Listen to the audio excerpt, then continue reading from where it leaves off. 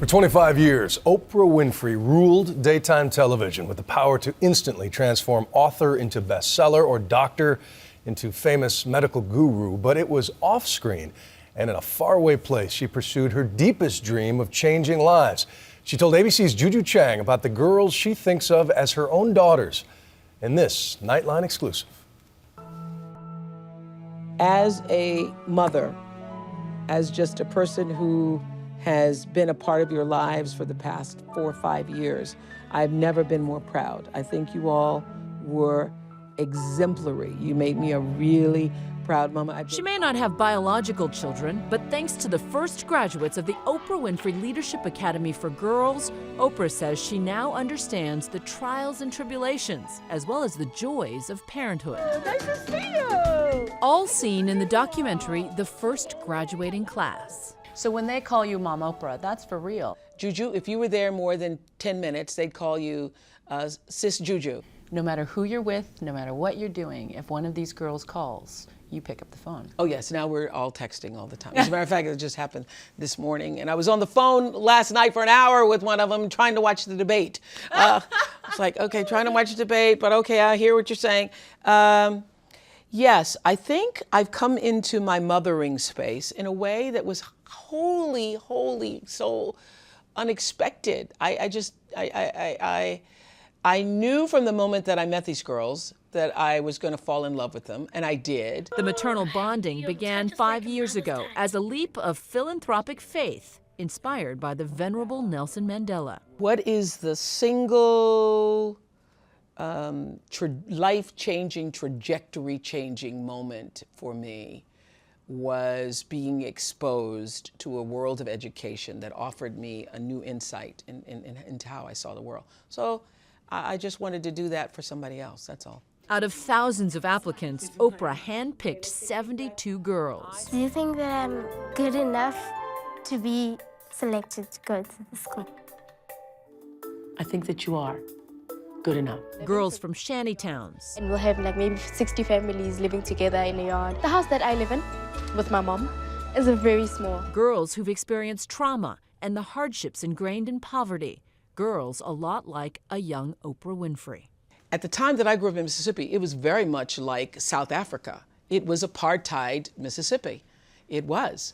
And segregated schools, no running water, no electricity, which was just the way. You don't think, oh, gee, everybody else has it and I don't. That's just the way I grew up. It's amazing that I've come from that to my own iPad. The girls and their families understood the life-altering gift of education. You will be a part of the very first class of the Oprah Winfrey. In a setting so luxurious, simple amenities were cause for celebration. One of the moments that I thought so captures the gap that you are trying to bridge with these girls is when they react to the plumbing. Yeah, that still is one of my favorite. I mean, talk Me about too. talk about favorite things. They were most excited, of course, about the plumbing because it means I can take a shower. I don't have to go and find buckets of water that's 1 or 2 kilometers away. I don't have to share a pump on a yard with 56 other people. I can have my own bed. I can flush the toilet.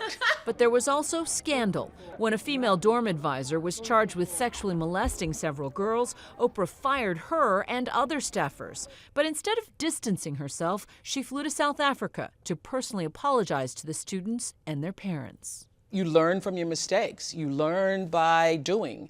And if I had it to do over again, I probably wouldn't have done it this way.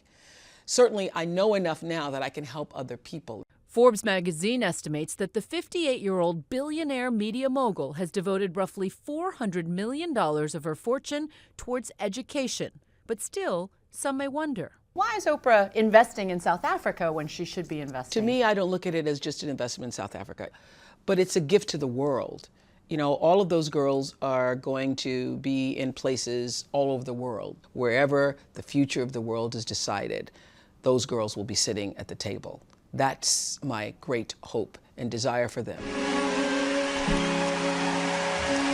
But the truth is, she's invested heavily in the U.S. as well.